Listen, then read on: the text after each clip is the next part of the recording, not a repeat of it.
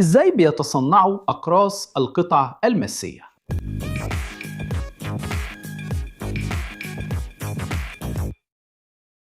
إزيك يا مايسترو الهندسة؟ النهاردة هنكشف سر موجود في مشاريع بناء كتير وتجديدات وحتى في الأعمال الفنية. كورس القطع الماسي. الأدوات دي اللي شكلها بسيط في الأول هي فعلا معجزات هندسية، بتقدر تقطع مواد من أقصى الأنواع بدقة وكفاءة مدهشة. بس في الآخر إيه هي أقراص القطع الماسية دي؟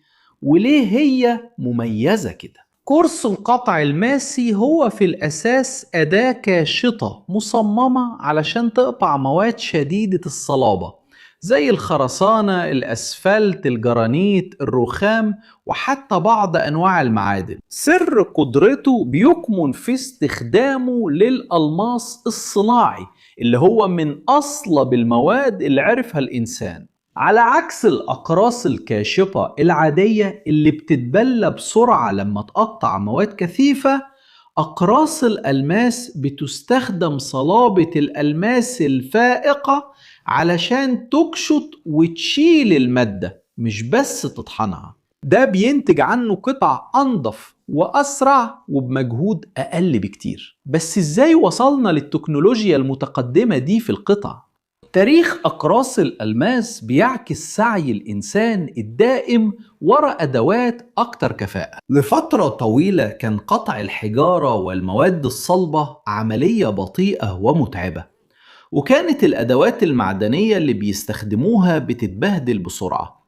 الثورة الحقيقية بدأت مع تطوير الألماس الصناعي في نص القرن العشرين. قبل كده كان الألماس الطبيعي غالي ونادر، وده كان بيخلي استخدامه على نطاق واسع في الأدوات الصناعية مستحيل. مع القدرة على إنتاج الألماس في المعمل اتفتح أفق جديد لصناعة أدوات القطع. من هنا بدأ المهندسين وعلماء المعادن يجربوا طرق يدمجوا بيها الألماس ده في مصفوفات معدنية، وده أدى لظهور أول أقراص قطع بالألماس زي ما احنا عارفينها النهاردة. وكان ده تقدم غير صناعات كاملة من البناء لحد التعدين وصقل الأحجار الكريمة. وإيه هي البنية الأساسية اللي بتخلي الأقراص دي تقدر تعمل قطع دقيق وفعال بالشكل ده؟ تركيبة قرص القطع الماسي بسيطة جدا في تصميمها بشكل مدهش، لكن معقدة في تنفيذها. هو بيتكون من جزئين رئيسيين: القاعدة ورأس القطع. القاعدة هي جسم القرص، وغالبا بتكون مصنوعة من صلب عالي الجودة، هو المسؤول عن إعطاء الاستقرار والقرص، وبيضمن إنه ما يتشوهش أو ينكسر أثناء الاستخدام. هي قطعة أساسية لأمان وطول عمر القرص.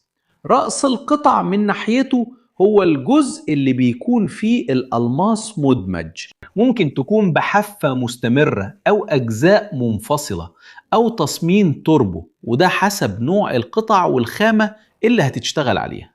في رأس القطع ده بتحصل السحرية، لأنه هناك الألماس بيتلامس مع الخامة وبيعمل القطع. بس ازاي الألماسات الصغيرة والقوية دي بتتثبت في القرص بشكل قوي كده؟ تثبيت الألماس في القرص هو كلب عملية التصنيع، وده بيتم بشكل أساسي عن طريقة اسمها التلبيد. التلبيد هو عملية معدنية بتشمل ضغط وتسخين مساحيق معدنية، وفي الحالة دي بيكونوا مخلوطين مع الألماس الصناعي لحد ما يتحدوا ويكونوا قطعة صلبة. العملية بتبدأ باختيار مساحيق معدنية زي الكوبالت والنيكل والحديد والنحاس، ودي بتكون بمثابة المصفوفة اللي هتمسك الألماس. المعادن دي بيتم اختيارها عشان خصائصها في الربط وكمان لطريقة تآكلها، لأنها بتطلع ألماس جديد مع كل استخدام للقرص.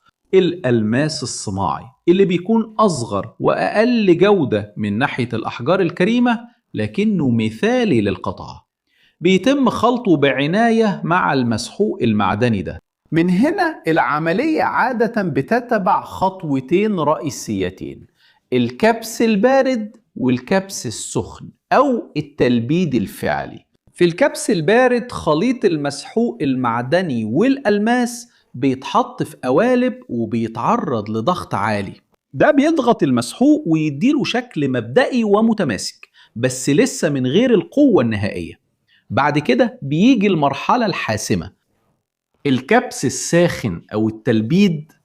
القطعة اللي اتشكلت مبدئيا بتتسخن بعد كده لدرجات حرارة عالية جدا، عادة بين 700 و 1200 درجة مئوية، وهي لسه تحت الضغط. في الظروف الشديدة دي جزيئات المعدن بتندمج وبتتربط ببعضها وبتغلف الألماس كويس جدا جوه المصفوفة المعدنية. في اللحظة دي جزء القطع بتكتسب الكثافة والصلابة، والأهم من كده قدرتها على تثبيت الألماس بشكل آمن أثناء القطع. بعد عملية التلبيد بيتم لحام أجزاء الألماس غالبا بالليزر أو باللحام بالنحاس على القاعدة الفولاذية، وده بيكون قرص كامل. الدقة في العملية دي مهمة جدا، لأن أي لحام ضعيف أو مصفوفة مش متشكلة كويس هتأثر على الأداة كلها.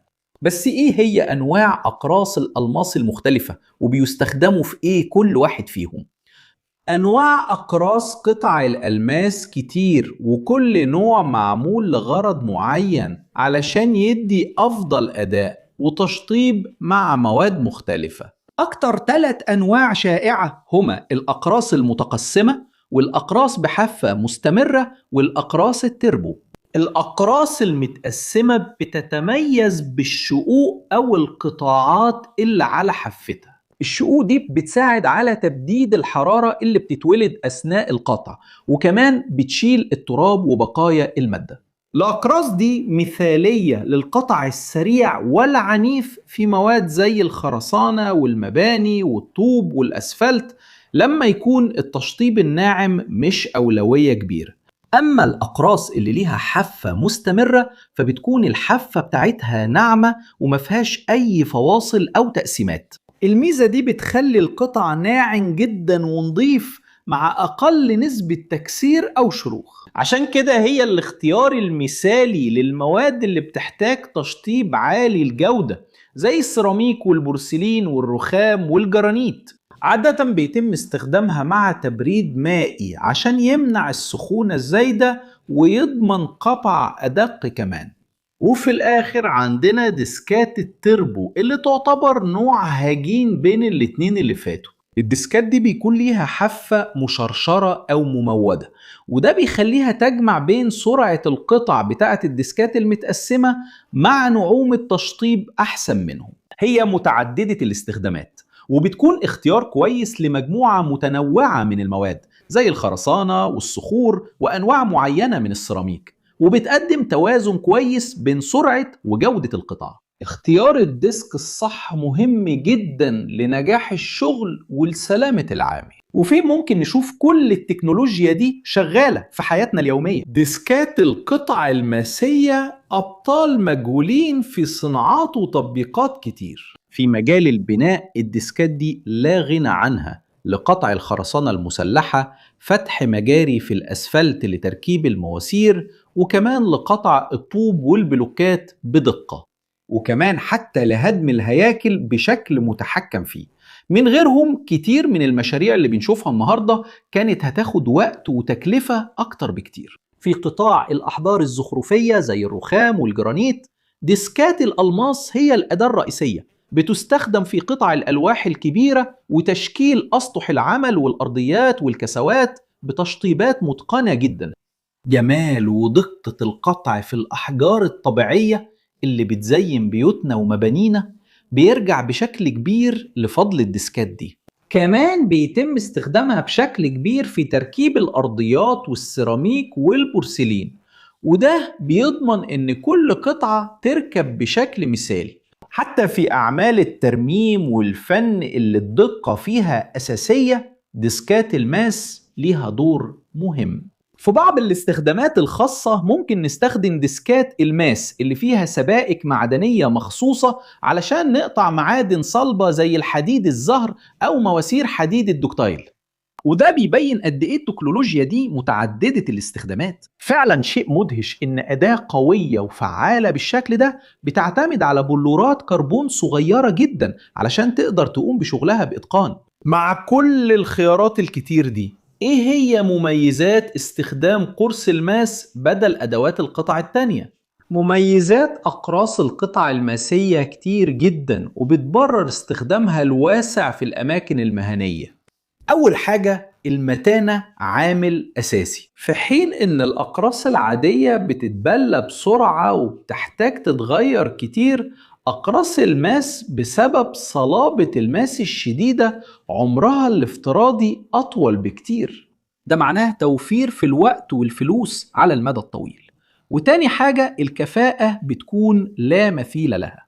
هي بتقطع المواد الصلبة أسرع بكتير وبمجهود أقل من العامل، وده بيزود الإنتاجية في موقع العمل أو الوشم. الدقة كمان ميزة تانية، أقراص الماس بتديك قطع نظيف ومستقيم، وده بيقلل الهدر في المواد وبيضمن لك تشطيب عالي الجودة.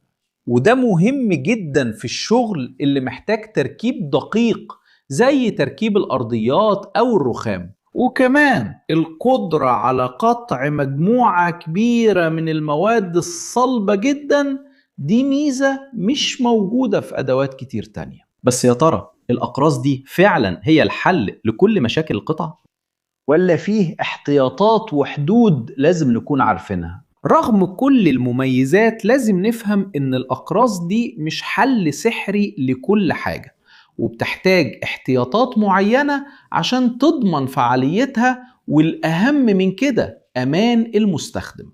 واحدة من أهم الحدود هي إنهم مش مناسبين لقطع المواد الضخمة زي الخشب أو البلاستيك أو المعادن الحديدية العادية. للمواد دي الأقراص القشطة أو المناشير اللي ليها سنون مخصوصة بتكون أنسب. استخدام قرص ألماس على مادة طرية ممكن يسبب سخونة زايدة وتآكل القرص بسرعة، وكمان ممكن يسبب حوادث. نقطة تانية مهمة جدا هي ضرورة اختيار القرص الصح للمادة اللي هتتقطع.